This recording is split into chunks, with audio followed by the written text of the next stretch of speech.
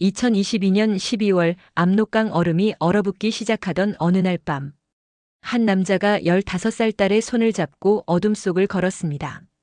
그의 이름은 김철수 국가보위성 소속 중장. 북한 최고 권력기관에서 20년을 일한 그가 왜 목숨을 걸고 탈북을 결심했을까요? 이것은 한 아버지의 선택에 관한 이야기입니다. 평양 중심구역, 보위부 간부들만 거주하는 특별 아파트 단지. 김철수 중장은 이곳에서 20년간 살았습니다. 그의 아내 박명희는 인민병원 의사였고 딸 수지는 평양 제1중학교에 다니는 우등생이었습니다. 겉으로 보기엔 완벽한 가족이었죠. 보위부 중장. 이 직급이 무엇을 의미하는지 아십니까? 북한에서 상위 0.1%에 속하는 특권층입니다. 일반 주민들은 배급을 못 받아도 이들의 집에는 쌀과 고기가 끊이지 않았습니다. 김철수는 자부심이 있었습니다. 혁명의 수호자로서 조국을 지킨다는 믿음, 그리고 무엇보다 사랑하는 가족에게 풍족한 삶을 제공할 수 있다는 것. 하지만 2022년 9월 그의 세계가 무너지기 시작했습니다. 딸 수진이 학교에서 돌아온 날이었습니다. 평소와 다른 딸의 표정. 아버지는 물었습니다. 무슨 일 있었니? 침묵. 말해봐. 아빠한테는 말할 수 있잖아. 아빠.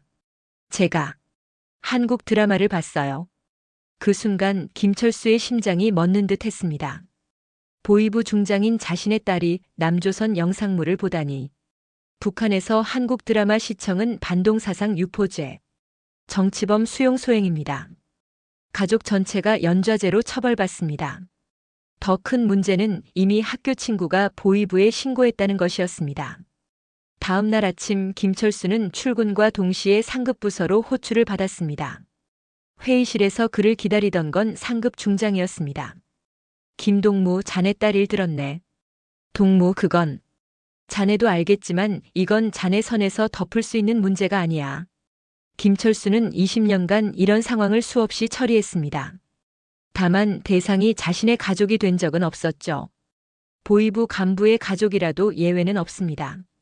오히려 더 가혹한 처벌을 받습니다. 모범을 보여야 하니까요. 상급자는 김철수에게 72시간을 주었습니다. 자체적으로 해결할 시간이었죠.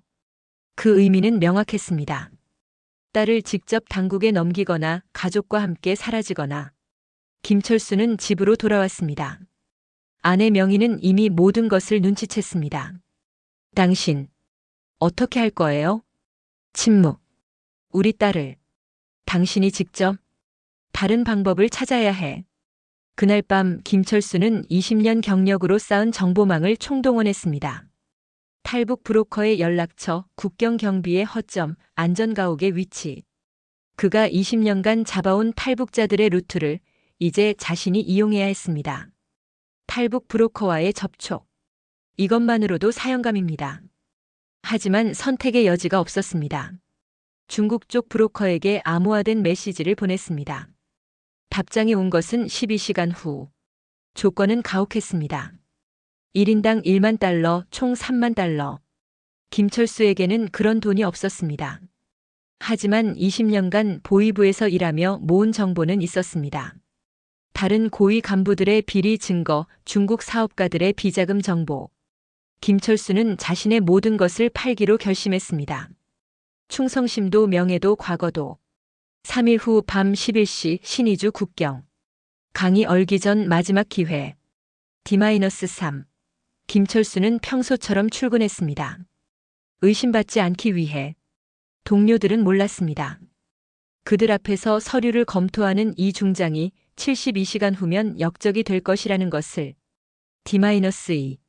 김철수는 가족에게 짐을 최소화하라고 말했습니다. 아빠, 제 인형은 가져갈 수 있어요? 안 돼. 옷 한 벌, 그것도 제일 낡은 것만. 눈물. 여보. 우리 사진은? 아무것도. 우리가 살아야 나중에 새로 찍지. D-1. 김철수는 마지막으로 부모님 산소에 갔습니다. 그는 무덤 앞에서 무릎을 꿇었습니다. 죽은 부모님께 용서를 구하며. 아버지, 어머니.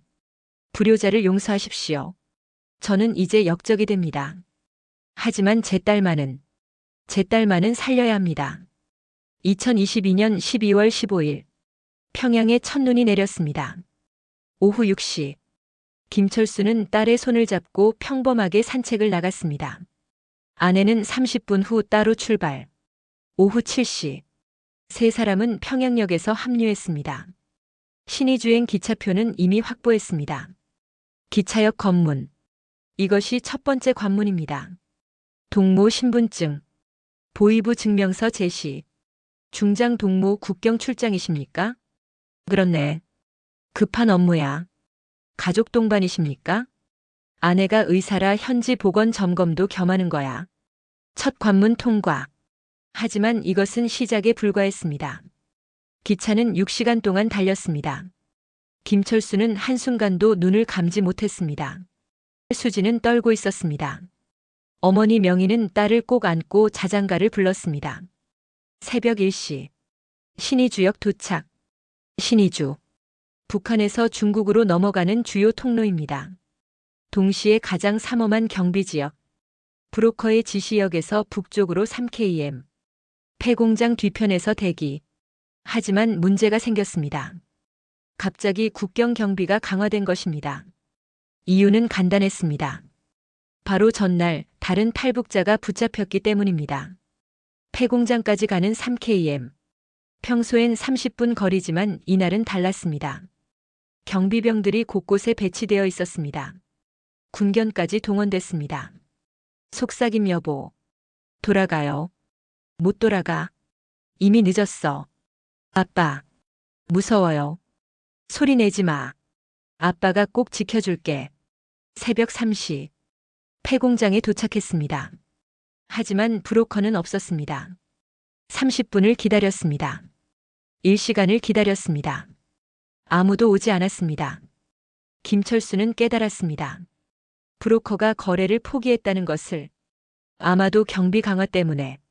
선택의 순간이 왔습니다. 돌아가면 우리 모두 죽는다. 여긴 아마도 곧 발각된다. 그렇다면 김철수는 결정했습니다. 브로커 없이 혼자 강을 건너기로. 12월 중순의 압록강. 얼음이 완전히 얼지 않은 상태입니다. 밟으면 깨질 수 있는 얼음. 하지만 선택의 여지가 없었습니다. 새벽 4시 30분. 가족은 강둑으로 내려갔습니다. 얼음 위에 첫 발을 내디뎠습니다. 아내가 그 다음 딸이 마지막으로 김철수가. 드득 소리. 얼음이 울부짖었습니다. 철수 천천히. 절대 뛰지 마. 아빠 발이. 수진아, 엄마 손 잡아. 강 한가운데쯤 왔을 때 뒤에서 소리가 들렸습니다. 거기서. 국경 경비대였습니다. 탐조등이 그들을 비췄습니다. 사격 준비. 김철수는 외쳤습니다. 뛰어. 총성이 울렸습니다. 한 발, 두 발, 세 발.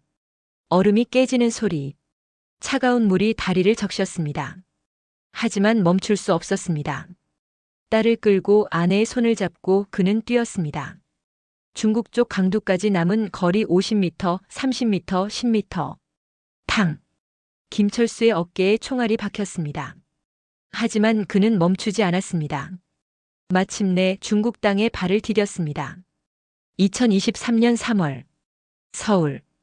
김철수 가족은 6개월간의 여정 끝에 한국에 도착했습니다. 중국에서의 은신, 태국을 거쳐 결국 대한민국으로. 하지만 자유에는 대가가 있었습니다. 김철수는 그날 맞은 총상으로 왼팔을 제대로 쓸 수 없게 됐습니다. 아내 명희는 심한 PTSD를 앓고 있습니다. 딸 수지는 이제 한국 이름 지수로 살아갑니다. 하지만 악몽에서 깨어나 비명을 지르는 날이 여전히 많습니다. 북한에 남겨진 김철수의 형제들은 아마도 정치범 수용소로 끌려갔을 것입니다. 연좌제 때문에. 김철수는 말합니다. 후회하냐고요? 매일 밤 후회합니다. 고향 땅을 배신한 것이, 가족들을 버린 것이.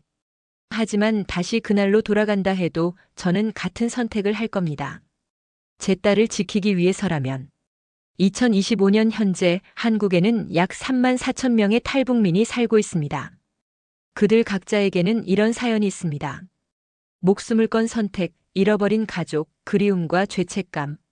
우리가 당연하게 누리는 자유가 누군가에게는 목숨을 걸어야 얻을 수 있는 것입니다. 이것은 한 보위부 중장의 이야기가 아닙니다. 자유를 위해 모든 것을 버린 한 아버지의 이야기입니다. 본 영상은 여러 탈북자들의 증언을 바탕으로 재구성한 내용입니다. 실제 인물 및 사건과는 무관합니다. 북한 인권 개선을 위한 관심과 노력이 필요합니다.